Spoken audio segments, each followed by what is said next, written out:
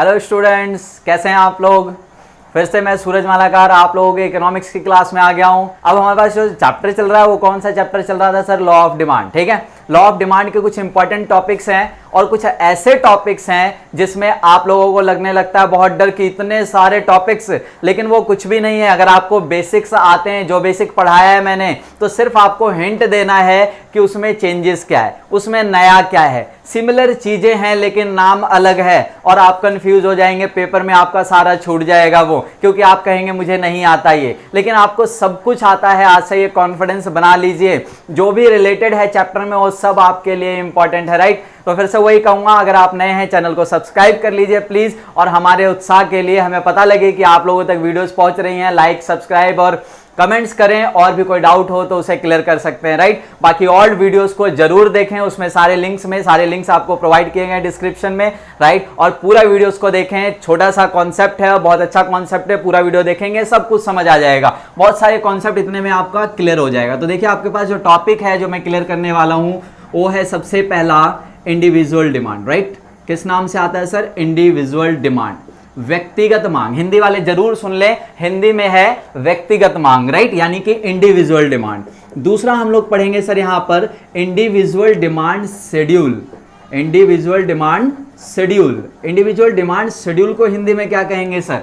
व्यक्तिगत मांग अनुसूची, राइट। दूसरा टॉपिक रहेगा व्यक्तिगत मांग अनुसूची, और तीसरा इसी के साथ है इंडिविजुअल डिमांड कर्व। अब देखिए, ये तीन टॉपिक आपके पास डिफरेंट, बड़े बड़े नाम आ गए सर, इंडिविजुअल नाम लग गया, पता नहीं कितना सारा क्या होगा। इस टॉपिक में कुछ भी नहीं है।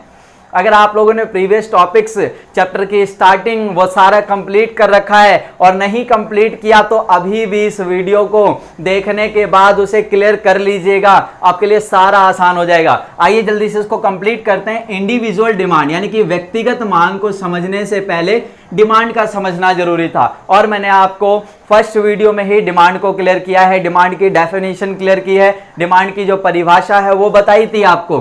तो देखिए, जो डिमांड है वही आपका इंडिविजुअल डिमांड होता है। क्या सर इट मींस बिल्कुल सेम है? हाँ, बिल्कुल सेम है, लेकिन ध्यान रखने वाली बात क्या है, ध्यान रखिएगा, उसी डेफिनेशन में आपको क्या करना है, किस पे फोकस करना है, एग्जामिनर क्या फोकस करता है वो ध्यान देना है। क्या ध्यान रखना है सर? देखिए, डिमांड जो है आपको डेफिनेशन लिखवाई गई थी, उसी में आपको एक वर्ड ध्यान रखना है, by a customer. By a customer यानी कि उस डेफिनेशन में ये वर्डिंग एक उपभोक्ता द्वारा, ये जरूर आना चाहिए। अगर ये आया है, एक उपभोक्ता द्वारा आपने लिखा है, तो फिर क्या होगा सर? आपकी डेफिनेशन बिल्कुल ओके हो जाएगी, राइट। यानी कि उसी डेफिनेशन में सर, कौन सी डेफिनेशन? जो मैंने मांग की डेफिनेशन बताई है, उसी डेफिनेशन में आपको बस ध्यान रखना है बाय अ कस्टमर आना जरूरी है। बाय अ कस्टमर हो सकता है, कई राइटर्स ने बाय अ पर्सन कहा है, यानी कि एक व्यक्ति द्वारा। क्या कहा? एक व्यक्ति द्वारा। तो दोनों चीजें सेम है, बस ये आना जरूरी है। डिमांड के डेफिनेशन में आप जाइएगा तो वहां जरूर देखिएगा, मैंने कहा था कि एक निश्चित कीमत पर एक निश्चित समय में एक उपभोक्ता अपनी दी गया आय स्तर पे जितना खर्च करने के लिए तैयार है वस्तुओं की खरीद पर, उसे हम कहते हैं डिमांड, राइट। उसी में एक उपभोक्ता, एक व्यक्ति का जरूर ध्यान रखना है। अब चलते हैं हम सर इंडिविजुअल डिमांड शेड्यूल की ओर, यानी कि मांग, व्यक्तिगत मांग अनुसूची। याद होगा मैंने आपको जो पढ़ाया था वो पढ़ाया था सर डिमांड शेड्यूल, राइट। हमने क्या पढ़ा था सबसे पहले? डिमांड शेड्यूल, यानी कि मांग अनुसूची। अब उसी के साथ क्या लग गया? इंडिविजुअल, यानी कि व्यक्तिगत मांग अनुसूची। तो आप समझ गए होंगे कि सर टॉपिक ये भी वही है, सेम सारा टॉपिक वही, एग्जाम्पल वही, अनुसूची वही, शेड्यूल तैयार करना है। बस ध्यान क्या रखना है सर? ये वाली बात, यानी कि बाय या कस्टमर, बाय या पर्सन आपके उस डेफिनेशन में जरूर आना चाहिए, है ना।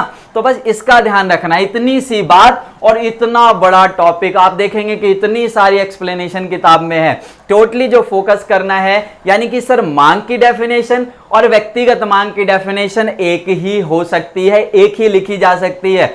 फर्क है, ध्यान रखिएगा, उसमें एक व्यक्ति, एक उपभोक्ता द्वारा, यानी कि बाय कस्टमर, बाय पर्सन आना चाहिए। तो सर आप तीसरा भी समझ गए होंगे, इंडिविजुअल डिमांड कर्व जो है वो इंडिविजुअल डिमांड कर्व क्या होगा सर? वही जो हमने डिमांड कर्व पढ़ा था, यानी कि जो मांग वक्र हमने पढ़ा है पहले, वही है सर इंडिविजुअल डिमांड कर्व, यानी कि व्यक्तिगत मांग वक्र भी वही टॉपिक है। बस इस डेफिनेशन में, कौन से डेफिनेशन में? जो हमने डेफिनेशन लिखा था मांग वक्र का, उसमें एक व्यक्ति या एक उपभोक्ता द्वारा, यानी कि बाय अ कस्टमर या बाय अ पर्सन इंक्लूड करना जरूरी है। यानी कि यही वाली चीजें हैं जो by a customer, by a person, अगर आपने इसे उस डेफिनेशन में शामिल किया है तो यही आपकी डेफिनेशन इंडिविजुअल डिमांड शेड्यूल और इंडिविजुअल डिमांड कर्व की लिखी जाएगी, मानी जाएगी, राइट। तो आज इस टॉपिक को समझ गए होंगे आप। इतना बड़ा टॉपिक और इतनी सी कहानी थी इसकी, और मैं फिर से कह रहा हूं अगर आपने नहीं देखा है तो उन वीडियोस को देख लीजिए और उन्हीं डेफिनेशन में ध्यान रखिएगा, बाय अ कस्टमर, एक उपभोक्ता द्वारा, एक व्यक्ति द्वारा। क्लियर है? अब हम चलते हैं बाजार मांग अनुसूची और बाजार मांग वक्र की ओर, यानी कि मार्केट डिमांड,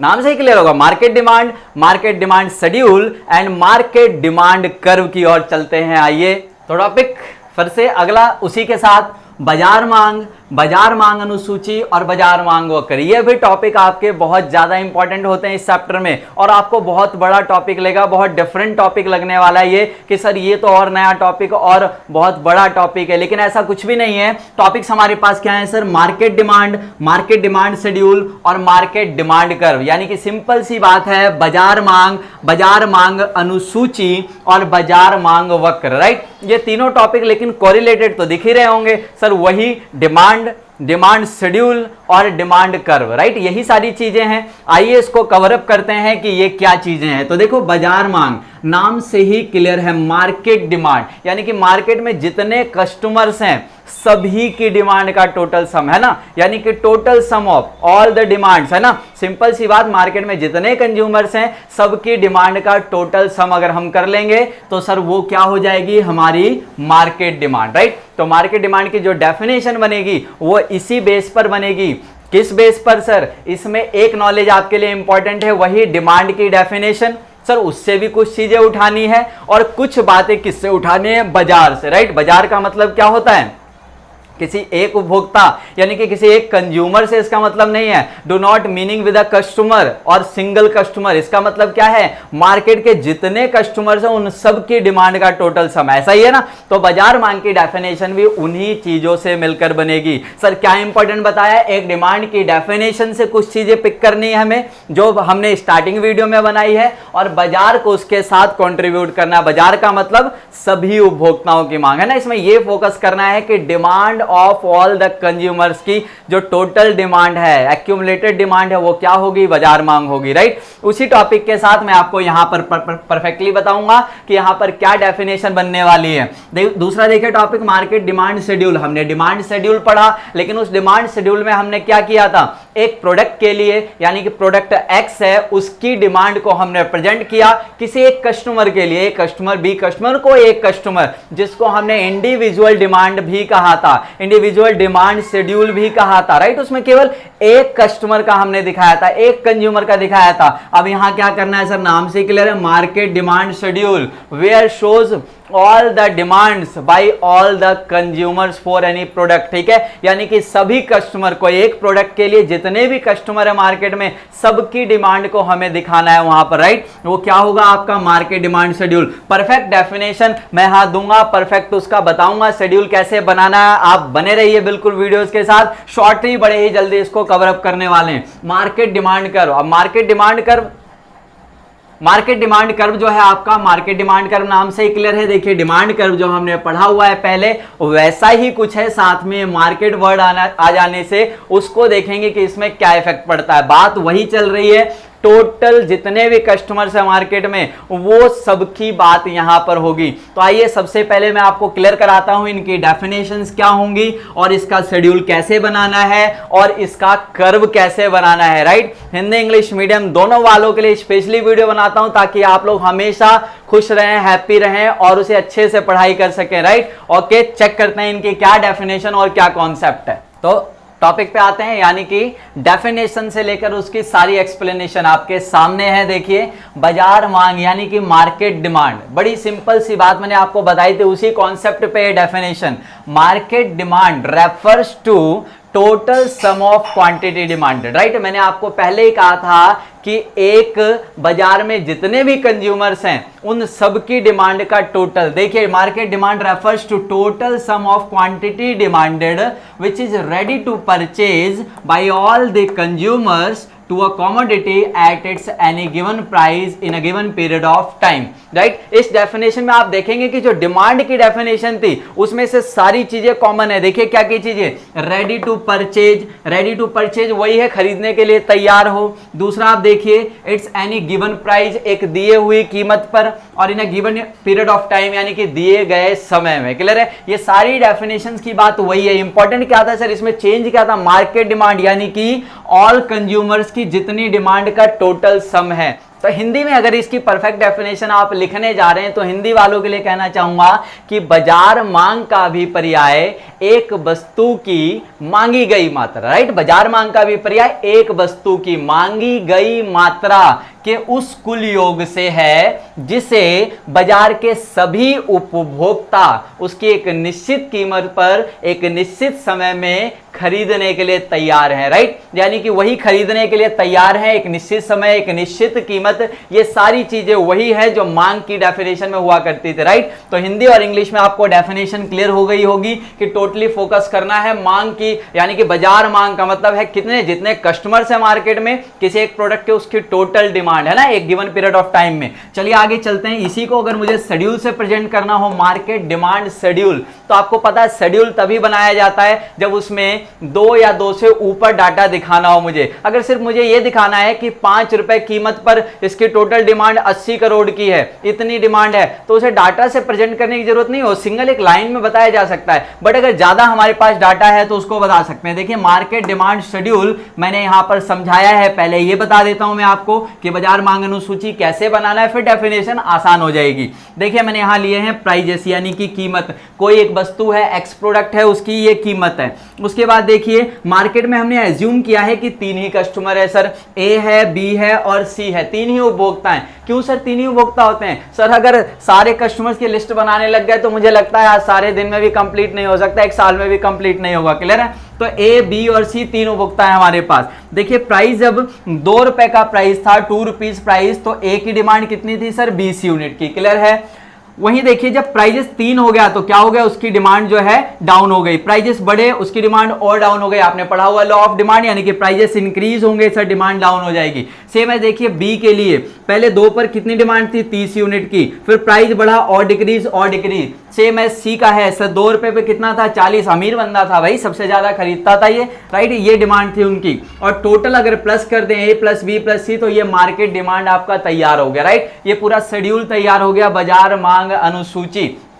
आइए डेफिनेशन क्लियर करते हैं। Market demand schedule refers to that schedule, इसका मतलब उस शेड्यूल से होता है sir in which shows quantity demanded, in which shows quantity demanded, किस चीज की quantity demand, in which shows quantity demanded of a commodity of all the consumer, जिसमें किसकी हम क्वांटिटी डिमांडेड दिखाएंगे, किसी एक प्रोडक्ट के लिए सभी कंज्यूमर्स की दिखाएंगे, और साथ में हम मार्केट डिमांड भी दिखाएंगे, राइट। तो all the consumers of the market at its different prices in a given period of time. Sir different prices भी समझ आ गया, और सभी कस्टमर्स की हम इंडिविजुअल डिमांड भी दिखाते हैं प्लस मार्केट डिमांड भी दिखाते हैं। लेकिन sir given period of time, given period of time आप नहीं लेंगे दोस्त, तो ये प्राइजेस कभी भी बंद होना, चालू होना, कम होना, बढ़ना, खत्म नहीं होंगी, और ये डिमांड बंद नहीं होंगी, तो शेड्यूल कभी भी नहीं बन पाएगा। तो शेड्यूल एक गिवन पीरियड ऑफ टाइम 3 महीने, 6 महीने, 4 महीने का बनाया जा सकता है। ये थी आपकी बाजार मांग अनुसूची की डेफिनेशन, यानी कि हिंदी में लिखूं तो बाजार मांग अनुसूची का अभिप्राय उस अनुसूची से है जिसमें एक निश्चित समय में किसी वस्तु की विभिन्न कीमतों पर बाजार की विभिन्न मांगों और साथ में सभी उपभोक्ताओं की विभिन्न मांगों को दर्शाया जाता है। क्लियर है? तो ये डेफिनेशन है बाजार मांग अनुसूची की अकॉर्डिंग टू दिस। और चलते हैं मार्केट डिमांड कर्व पे। मैंने क्या बताया था, शेड्यूल को उठाकर हमने ग्राफिकली प्रेजेंटेशन दे दिया। वो क्या है sir? Market demand curve, graphical representation of market demand schedule. ध्यान रखिएगा, MDS market demand schedule is called, है ना। यानी कि बाजार मांग अनुसूची के रेखा चित्रीय प्रस्तुतिकरण को क्या कहेंगे सर? बाजार मांग वक्र कहेंगे। क्या करता है वक्र? हमेशा रिलेशन दिखाता है। किसमें? Market demand schedule, sorry market demand curve shows the relation between market quantity demanded of a commodity at different prices in a given period of time, right. एक निश्चित समय में क्या करता है ये? बाजार की जो क्वांटिटी डिमांडेड है, बाजार की जो मांगी गई मात्रा है, और जो डिफरेंट अलग अलग जो विभिन्न कीमतें हैं उनमें संबंध को दर्शाएगा। ये कर्व का format Y axis X axis मैंने तैयार किया हुआ है। देखिए इन दोनों में ही जो प्राइजेस है कहां तक जाएंगे? मैक्सिमम 4 तक। देखिए यहां तक काउंट करेंगे। और जो मार्केट डिमांड कर्व अगर मुझे बनाना है तो देखिए मैक्सिमम कहां तक जाएगा सर? 90 तक। तो ये 90 तक, 100 तक, जहां तक भी पहुंचाते हैं उसमें 90 तक मेरा यूजफुल है। क्लियर है? तो देखिए यहां पर कैसे बनाना होता है। सबसे पहले मैं ए का कर्व बनाऊंगा, आपको बनाना आता है। प्राइजेस के साथ ए का कर्व बनेगा, फिर बी का कर्व बनेगा, फिर सी का कर्व बनेगा, और इसी तरीके से किसका बन जाएगा सर? मार्केट का बन जाएगा। कैसे बनेगा? देखिए 2 रुपए कीमत पे ए का 20, सेम 3 पे 4 पे ये ए का बन जाएगा, फिर ऐसे बी का, सी का, और मार्केट का भी ऐसे ही बनाना है। 2 रुपए कीमत पे कितना डिमांड? 90, 3 रुपए कीमत पे कितना मार्केट डिमांड? 75, 4 रुपए पे कितना? 60, ऐसे करके आपको बनाना होता है, राइट। आइए बनाते हैं। तो अब हम लोगों ने मार्केट डिमांड कर्व को बनाया, कैसे यूज करके? ये जो शेड्यूल था उसको यूज किया। देखिए पहले ए का डिमांड कर्व, फिर बी का डिमांड कर्व प्राइस के साथ, और फिर सी का डिमांड कर्व प्राइस के साथ। ये आप लोग ग्राफ पे बनाएगा, बहुत अच्छा बनेगा, बहुत ही हैंडसम बनेगा, ब्यूटीफुल भी बनेगा, राइट। तो देखिए यहां पर कैसे बनाना है। ए बी सी के बाद सेम वही मार्केट का बनाने के लिए 2 रुपए प्राइस पे कितना? 90 डिमांड। देखिए 2 प्राइस पे 90 का डिमांड, राइट। उसके बाद 3 प्राइस पे 75, और फिर 4 प्राइस पे 60, और तीनों पॉइंट्स को मिलाकर एक कर्व मिला मुझे, एक लाइन मिली, जिसे मैंने कहा मार्केट डिमांड कर्व, यानी कि बाजार मांग वक्र, राइट। ए प्लस बी प्लस सी। एक लास्ट इंपॉर्टेंट बात बता रहा हूं जो कहीं भी नहीं मिलेगी आपको, ध्यान से सुन लेना। अगर बाई चांस विदाउट डाटा आपको बनाना हो, विदाउट डाटा ये यूज नहीं करना, किसी ने आपको चैलेंज कर दिया, कह दिया, करना क्या है आपको? डिमांड कर्व पता है, left to right downward slope होता है। 3 कर्व कोई से भी ऐसे खींच लीजिएगा, ए का डिमांड कर्व, बी का डिमांड कर्व, सी का डिमांड कर्व, कितने भी गैप पे खींच लीजिएगा, left to right downward slope. Clear है? उसके बाद आपको स्केल को लेना है, और स्केल को लेकर आपको क्या करना है? डिस्टेंस मेजर करना है किसी भी 2 पॉइंट से। मान लीजिए एक बार मैं यहां से डिस्टेंस मेंटेन करता हूं इतना, प्लस फिर यहां से सेकंड तक का, फिर इसी पॉइंट से थर्ड तक का, ये तीनों को सम कर लीजिए, और फिर स्केल यहीं से रखकर वो टोटल देखिए कहां एक पॉइंट मिल जाएगा आपको। क्लियर है? फिर दूसरी बार में क्या करना है? किसी भी नीचे पॉइंट से कहीं से भी, अब यहां से यहां तक का डिस्टेंस ले लीजिए, एक हो गया। फिर उसके बाद यहां से दूसरे कर्व तक का डिस्टेंस, फिर तीसरा क्या करना है? यहां से तीसरे कर्व का डिस्टेंस। ये तीनों डिस्टेंस को सम कर लीजिए और सेम पॉइंट से उसे आगे ले जाइए। जहां भी एक पॉइंट मिलेगा उन 2 पॉइंट्स को मिलाने से जो कर्व मिलेगा वो मार्केट डिमांड कर्व होगा, बाजार मांग वक्र होगा, हमेशा 100% होगा, राइट। तो ये आप विदाउट डाटा भी क्लियर कर सकते हैं। तो ये आपका टॉपिक पूरी तरह क्लियर हो गया होगा। जो टॉपिक में आपको कहीं भी डाउट नहीं होना चाहिए, अच्छी तरीके से पढ़िए, सतर्क रहिए, शुद्ध रहिए और अच्छे से रहिए, जिसे कहते हैं स्वस्थ रहिए, राइट। बिल्कुल अच्छे से पढ़ाई कीजिए, हम आपके साथ हैं। कोई भी डाउट आता है आप उसे हम तक पहुंचाइए। Okay, bye bye, Tata.